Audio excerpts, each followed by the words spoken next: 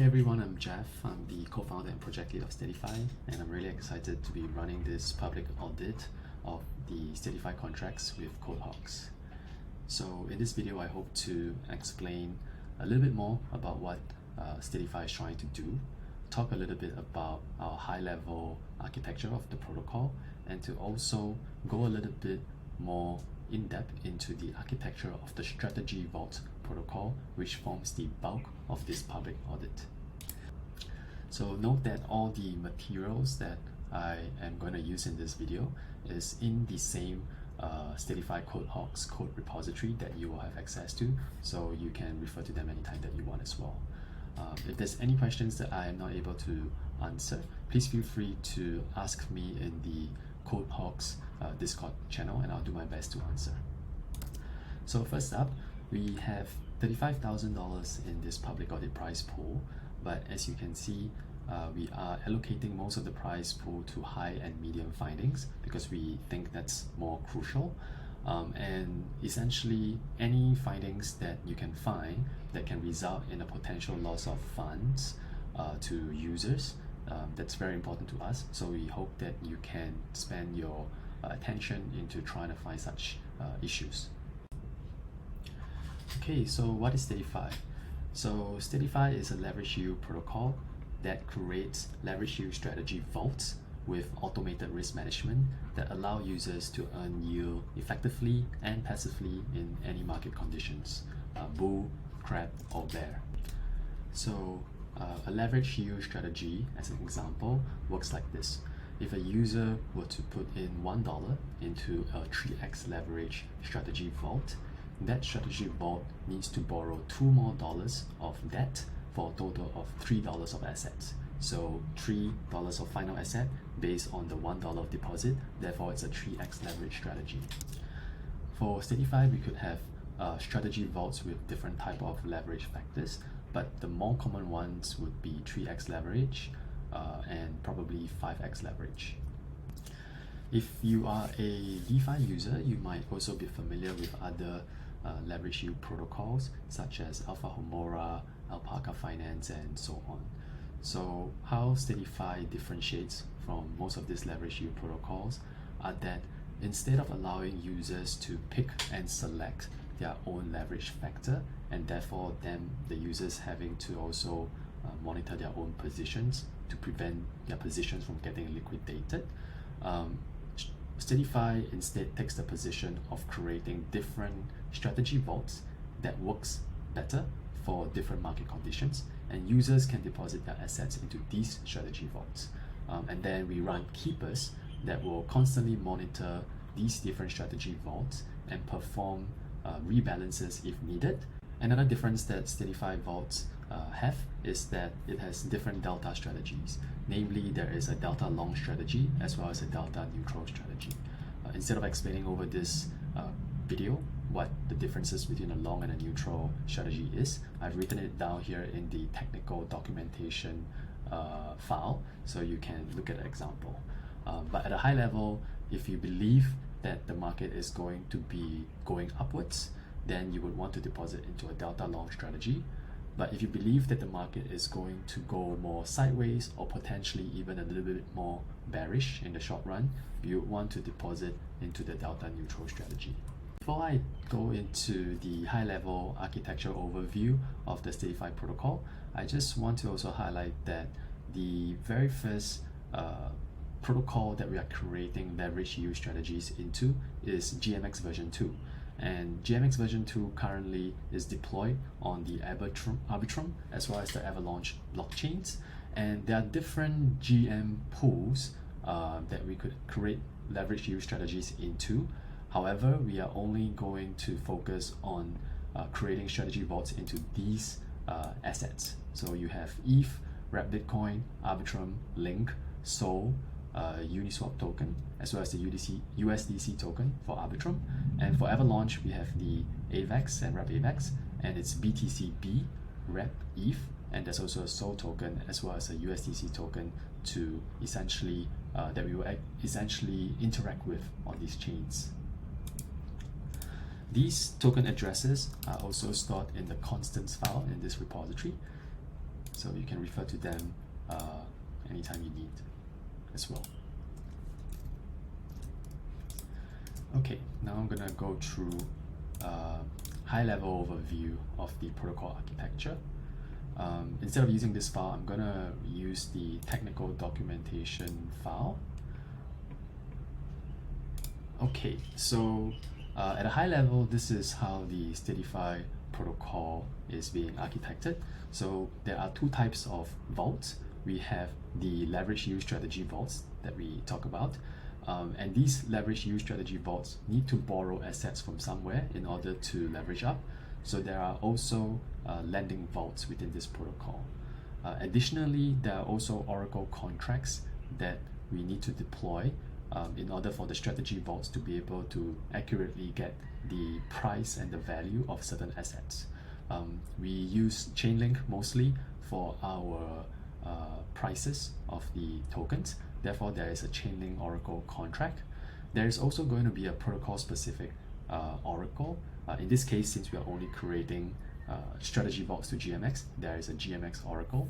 And the difference between the Chainlink Oracle as well as the GMX Oracle is that the Chainlink Oracle only returns prices of blue chip assets, whereas for the GMX Oracle, it returns prices of more specific assets or tokens to GMX itself, such as the price of the GM token, as well as certain other information, such as what is the token weight within the GM token itself. For example, in the ETH USDC GM pool, the token weight of ETH and USDC can fluctuate. As of this recording, it generally stays around 55% consisting of ETH and 45% consisting of USDC. So the strategy vault contracts could, for the neutral contracts, could actually need this data in order to know how much ETH to borrow in order to hedge the ETH exposure in a neutral strategy. So we require this token reserves, and we implemented a GMX Oracle contract so that for strategy vaults, it's a lot easier to obtain this information. Another contract that we would require is a swap contract. So there are certain situations in the strategy vault that may require the strategy vault to swap one asset for another asset. So for example, when it needs to repay debt of a particular asset, but it doesn't have enough of that asset, so it needs to do a bit of a swap in order to have enough assets to repay the debt for ETH and for USDC separately, for example. So in our protocol right now, we essentially use Uniswap to swap for assets on Arbitrum, and for Avalanche, we would be using Trader Joe. So there will be a separate swap contract that is deployed for both Uniswap as well as Trader Joe that the strategy vaults can interact with to swap against. It is also useful to note that the Oracle contracts as well as the swap contracts are reusable by all the strategy vaults. So every time we deploy a new strategy vault, they can reference the Oracle contracts as well as the swap contracts that are previously deployed. For the lending vault contracts, they are also reusable by strategy vaults, but the Steadfi protocol actually implements a isolated lending pool architecture.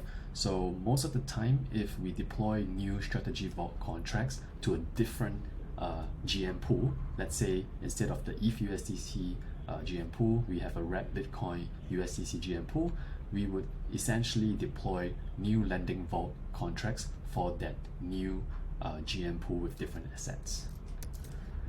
So as to recap the different roles in the protocol, we would have namely 4 types of roles. We have a lender, a depositor, a keeper, as well as an owner. And in this diagram here, you can actually see 3 of the different roles. So lenders are essentially users that lend out assets to lending vaults. Depositors are referencing users that deposit into the strategy vaults itself. Keepers are actually bots or automated kind of scripts.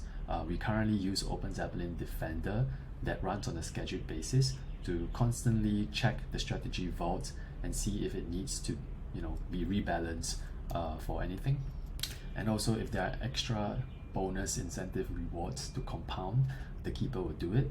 And the keeper is also it also has certain scripts that can in an emergency pause the strategy vault's contract. What is not shown in this diagram is the owner role. So the owner role, as the name suggests, are administrators that have the right to actually update certain variables in the contracts. And in practice, this owner role would actually be a time lock controller contract of which it is managed by a multi-sig that will require at least 2 out of 3 signing for any transactions to happen. Now at this point, I want to do a quick reminder as to what are the contracts that are in scope and what is out of scope, because even though we do need all these contracts for the whole protocol to work, for this public audit, not all the contracts are in scope. So the contracts that are in scope are namely the Oracle contracts as well as the strategy vault contracts. The contracts that are not in scope are the lending vault contracts as well as the swap contracts.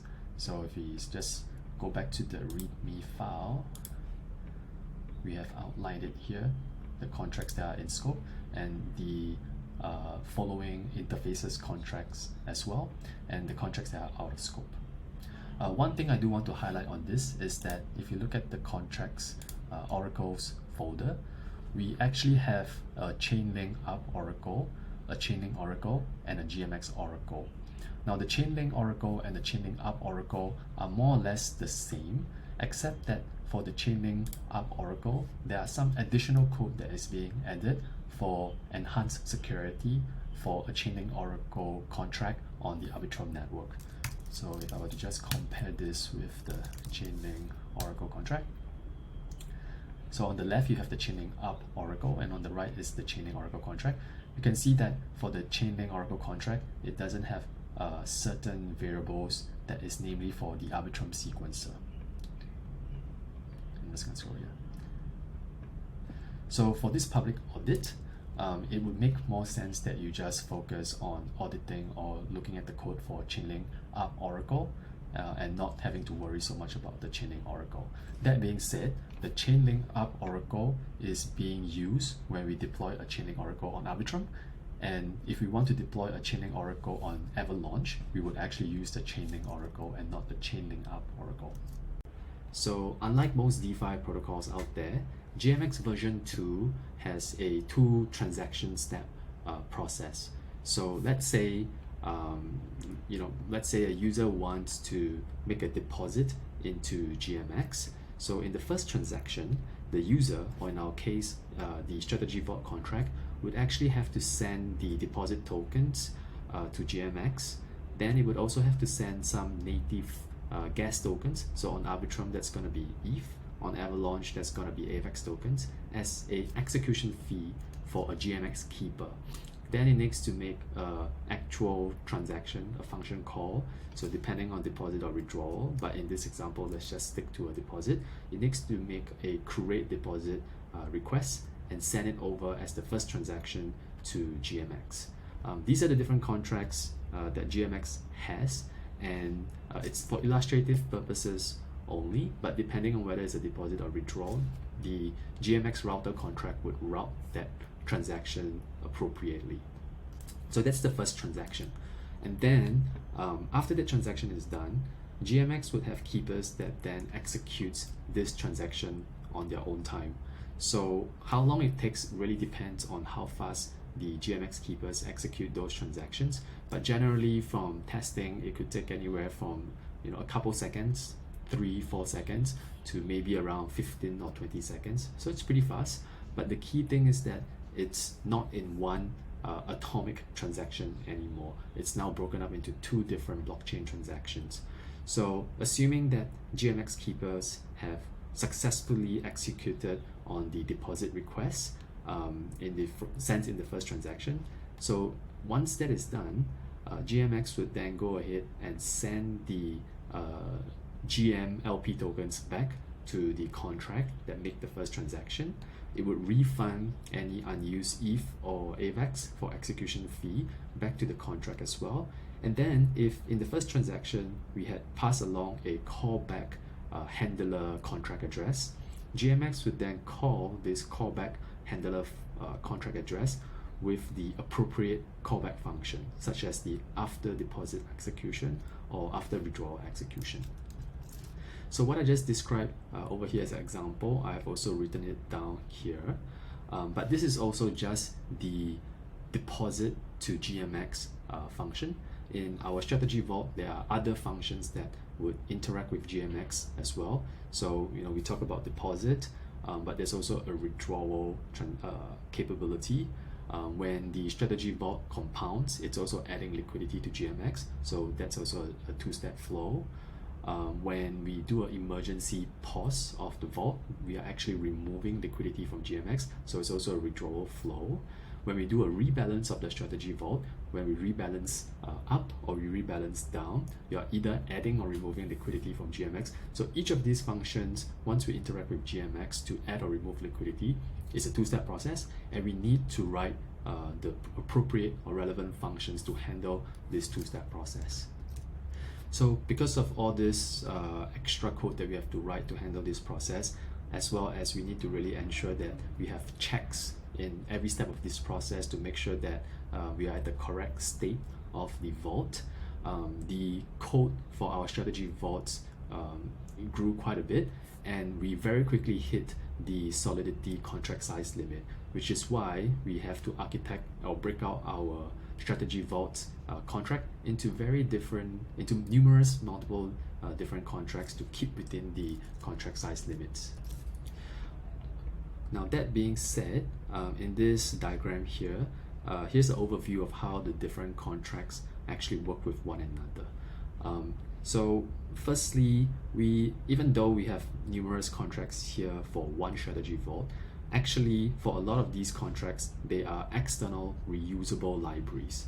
So the ones that are in blue are all would be deployed as external reusable libraries, and we can actually deploy them once, and every time we deploy a new strategy vault contract, we can just simply have that strategy vault contract refer to this previously deployed external libraries. So let's say we start with a 3x long ETH USDC strategy vault. First, we would have to deploy the strategy vault contracts. We will also have to deploy the library contracts. But afterwards, we want to deploy a 3x neutral ETH USDC strategy vault. We do not need to redeploy all these library contracts. We simply need to deploy a new vault contract for that new strategy vault and reference the previously deployed library contracts. For all intents and purposes, the main so-called main contract, as well as the address that most users would interact with, or keepers will also interact with, would be the GMX vault.so contract itself. For all these external library addresses, users will not have to interact with them. It would be more for the deployed vault contracts to interact with them. Hopefully, with the naming of the various contracts, it's quite self-explanatory what the contracts are responsible for. So take for example, if anything that has to do with a deposit, so let's say a user wants to deposit into a vault, they would actually be calling the deposit function to the GMX vault itself, but the GMX vault function for deposit would then go on and reference the GMX deposit function within this library itself, does whatever it needs to do, and then passes it along to other libraries that then talks to other protocols as required. So even though there are many contracts, but hopefully the naming of these contracts makes it quite self-explanatory what they are responsible for. So we have library contracts for deposit functions, we have library contracts for withdraw functions, compound, rebalancing, as well as emergency actions. The GMX manager contract, you could think of it as having all the functions that is responsible for interacting with external to the vault related functions. So any borrow or repayment to lending vaults, these functions are stored in the GMX manager. Any function that needs to add or remove liquidity, it would go through the GMX manager as well. But then we also have a GMX worker contract, which has protocol-specific functions, such as adding of liquidity or removing of liquidity to GMX itself. These function logics are all stored in the GMX worker, as well as for swap. So we use, as I shared earlier, we use Uniswap to swap. So the logic, code logic for the swap function to Uniswap is also within GMX worker itself. And then here at the bottom, you have three contracts: GMX types, GMX checks, and GMX reader. So types is merely a contract that has no logic in it. It simply has all the different structure types that is being used and referenced across all the code in the strategy vault contract. For GMX checks, this is where we put in all the function logic checks that is being utilized across all the contracts as well. For GMX reader, it consists of mostly the view or read-only functions that all the different contracts may utilize, as well as for any users that want to obtain any information of the vault, such as its debt ratio, the delta, the equity value, so on and so forth. All these code logic is stored in the GMX reader external library. So just to run through an example of how a function may flow in this contract architecture. So let's say if a user were to make a deposit, they would be calling the deposit function in the GMX vault. And I'm going to open up the GMX vault contract here. I'm going to fold it. And so this function will be called over here. And you can see that this function would go ahead and pass on this call to the GMX deposit library, right over here. Let me fold it. So the GMX library has all the functions that are relevant to handling a deposit flow. And in this deposit function, it does whatever logic it needs to do, and it goes ahead and pass along to GMX manager to add liquidity. Okay, and in this GMX manager library over here, we have some functions, helper functions to calculate how much to borrow or how much to repay. We have the actual functions for borrowing and repaying from a lending vault, as well as adding or removing liquidity to GMX, as well as swapping of tokens as well. So in the deposit function, what it would do is it would borrow more assets, and then after that it will go ahead and add liquidity. And let's just see here. So for example, it would reference the lending vault and borrow the relevant amount needed, and then afterwards it would go ahead and add liquidity, calling the GMX worker library contract.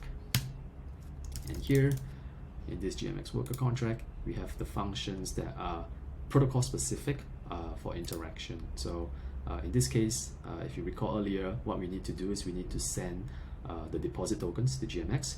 We need to send some native gas tokens to GMX for execution fee, and then we need to make a create deposit request as well. So this is where it would then interact, or rather this is where the code logic is to interact with GMX itself, and that is the first transaction. Now, after GMX is done on the keeper processing the transaction, if you recall, in the follow-up second transaction, it would then return or send the tokens back to the vault itself, but it would also make a callback function call. And this is where the GMX callback contract comes into place. And this callback contract is actually, we have to actually deploy one callback contract per vault. So this is not a reusable library contract, because depending on the strategy vault, right, the GMX would need to know which exact address, separate address to call depending on which vault calls it in the first place. So it cannot be a reusable address. So in this GMX callback contract, we have the callback functions that GMX would call. So there is an after deposit execution and cancellation if it fails, as well as an after withdrawal execution and cancellation if it fails for withdrawal. And within this code logic here, so following on, let's say we have a successful deposit transaction, we could see that we have some code logic here that detects what is the state of the vault, and to then go ahead and proceed to make the right follow-on call to continue, so that the vault would know what is the follow-up actions to do after this callback function is called. In our case here, in a successful deposit, the correct function to go ahead and call is the process deposit function, and this process deposit function is so from the callback, it would actually call the vault, which has a process deposit function, of which it would then call the GMX deposit function again. So let's come back here to the vault contract. You can see that after deposit, we have a process deposit function here, which all it does is it calls the GMX deposit library, process deposit, and then if we come back here to the GMX deposit library again, we have the process deposit function here, which then does various logic of checking that everything is okay. If everything is okay, it will go ahead and mint the strategy vault tokens to the initial depositor. But if things are not okay, if it fails, then we would actually have a fail event, of which we need to then have more other functions, another flow to revert the steps that are being taken by the strategy vault itself. So hopefully this is a little bit clearer on how things are being structured. If not, please feel free to ask me on the Discord. And what I've just shared is essentially the deposit flow. As you can see, there are different flows when we interact with, for the strategy vaults and how it interacts with GMX. So there's deposit, there's withdrawal, there's compound. So compound is when any bonus tokens, we essentially sell it and add it back as liquidity to GMX again. We have rebalance, which is depending on what the vault status is, it could rebalance up or rebalance down. And then there's emergency functions as well, which withdraws liquidity when there's an emergency situation, for example, just to be careful. To help you to understand the different actions and the potential sequences that could happen in the strategy vault, there is in this docs/sequences directory, we have different diagrams that are being created. So this is a high-level diagram of a compound sequence flow, and we will have a high-level one as well as a slightly more detailed one, which hopefully could help you to better understand the sequence, flow of how things are being called depending on what action is being taken. Our biggest worry is definitely if there can be certain situations or things that can happen that is not supposed to happen, that can result in a potential loss of funds or the strategy vault contract being stuck. So users are being grieved essentially. So any of these findings would be high or medium findings for sure. We would be very, very happy and thankful if you could file them as such. Any more questions, please just feel free to ask me in the Code Hots Discord. And thank you.